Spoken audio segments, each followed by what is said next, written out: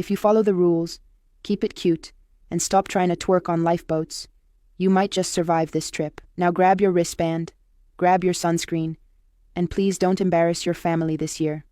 Let's cruise the legal way. Carnival Cruise Line. If you can believe it, people are actually having an issue with their new rules. I mean, tell me, do these rules really seem unreasonable to anybody? Because to me, they seem totally perfect. I love these rules. What's up, guys? My name is Delania. There's some people that are boycotting Carnival Cruise Line. Are they justified in doing so or not? Let's discuss. Ahem.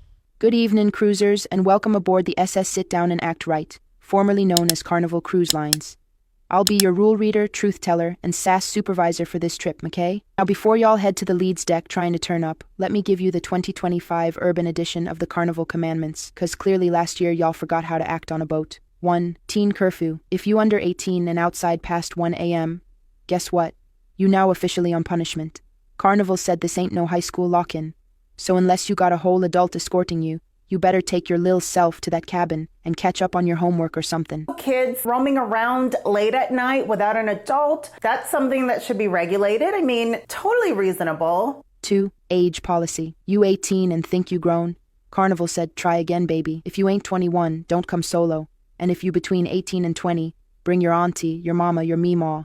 Somebody over 25 who knows how to keep you from getting kicked off the ship on day 1. 3. Fan ban. Now this one right here? Got folks in shambles? Them folding clack-clack fans? Where dem fan at? Gone. Why? 'Cause some of y'all thought y'all were in a telenovela and started windmilling on the dance floor. 1 fan, 2 fights, 3 sprained wigs, battery fans only, sweetie. Keep it breezy, not violent. The whole fan thing, I've never experienced the clacking fans, but I could imagine that could get crazy, chaotic. It could hurt somebody. 4. Pool chair rule. This one got folks mad. If you leave your towel on a chair and vanish for 45 minutes, that chair's gone. No saving seats like it's a barbecue at grandma's. You want to sit? Then sit. Don't turn it into Real Housewives of Row 3. 5. Behavior. Consequences. Oh, you thought you could yell at the bartender, fight your cousin on the top deck, then hit karaoke like nothing happened. Nah. Act a fool, and Carnival will snatch your privileges, your peace, and your pockets. That's right. $500 fine and a one-way trip back to Miami on the petty boat. 6. Boarding requirements. Don't come to this ship with just vibes and your cousin's driver's license. You need your boarding pass, your ID, your whole entire adult paperwork situation, or you cruise into the parking lot, not the Bahamas. So yes, Carnival got new rules. Why? 'Cause y'all had too much Hennessy and not enough home training in 2024, and now we all got restrictions like we back in high school. But don't worry.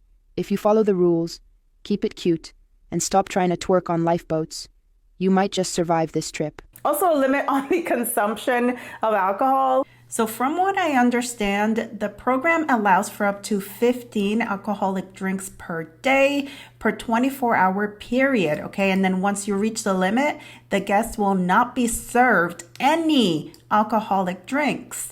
From what I understand before this was that you can actually buy another drink if you went over your 15. You just could buy any additional drinks. But now over here, they say that they're not serving that guest any more drinks, okay? If 15 drinks is not enough for you, I don't know what you're doing. Are you like the Incredible Hulk that you can drink more than 15 in one day? Come on. Some people are considering the cruise line to be racist, allegedly, and they don't want to cruise with Carnival anymore. They want to boycott Carnival. They want to turn up somewhere else, and they're looking for alternatives. Carnival Cruise Line does not like black people, and they don't want black people taking their cruises, okay? It started off with the speakers telling people that they can't bring speakers no more. Why would you not want people to be able to bring speakers and listen to their own music? Anyway. The problem is that these other cruise lines probably don't want you doing all that either. Even though you can bring your fans, you can have your portable speakers, because that's a big deal also for some reason. Like, I don't know why you can't bring headphones. Why can't you bring AirPods? I don't understand. You want to listen to your own music in your ear. You don't want to share it with the world. I don't want to listen to your music while I'm relaxing in the solarium. Anyway, people are still boycotting Carnival, saying that the cruise line is racist because of these rules. Come on, I don't think so. and they're doing very well, and they're setting themselves up for a better future with less drama. Let's be honest, okay? What's up, everybody? So Carnival Cruise Lines has their own ghetto fatigue, and this is hysterical. They came out with a list, and they said, y'all don't know how to act, so we're going to come out with a list and tell you how we need you to act. And they got a list, no drug use. They're going to enforce the drink package and all that. And you know what? I support Carnival. I support them. Don't ever put me in charge of Carnival, because I'd have even more guidelines. I need you to pronounce specific. I need you to pronounce ask. And I need to know your criminal background. I don't care if you got a jaywalking summons. You under suspect. And I'm watching you. You know what? And everybody going, oh, that's racist. This is racist. Carnival is racist. I'm pulling my support and my money from Carnival. Carnival don't care. Carnival does not care. They don't want you on their boats anyway. If this is the type of stuff you partake in, if you're going to be tearing up their ships and getting in fights and embarrassing them in front of all the ports that they're trying to drop people off at, and they tell you come back at 5 and you're going to show up at 5:45 and have an attitude because they told you to be back on the boat so that they can pull off, you making everybody late, they don't want your business, and good. Meanwhile, I've been on Utopia of the Seas, Royal Caribbean ship, and I'm going back in 2 months. And that is actually Royal Caribbean's party ship, okay? So if you really need a party and you want to stay up until like 3 in the morning or whatever, you can go ahead and book your Utopia of the Seas. It's going to cost a lot of money just for 3 or 4 nights, but if you really want to party on a cruise ship and you want to bring your fan, you want to bring your Bluetooth speaker, you're allowed to do that on Royal. They're not going to put up with any fighting, throwing chairs, or anything like that, okay? You would be banned for life. You would lose the few $1,000s that you spent on that vacation. That's why they're not worried about anything, because nobody wants to risk that, okay? Nobody wants to lose that money and ruin that vacation. So that's why they charge this much, and that's why their reputation is a little bit better. I'm going to say a little bit better because it's not squeaky clean. They've had issues in the past. They've had fights happen on board, but there's just no comparison to the brawls and fights that have happened on Carnival ships, okay? I just watched a video on it, Utopia of the Seas, where the washy-washy guy at the Windjammer is doing the boots on the ground song, and he's got his fan going, and another guest joins in and starts doing it with him and starts doing her fan. I'm like, ooh, it's like they're going like, we'll take that.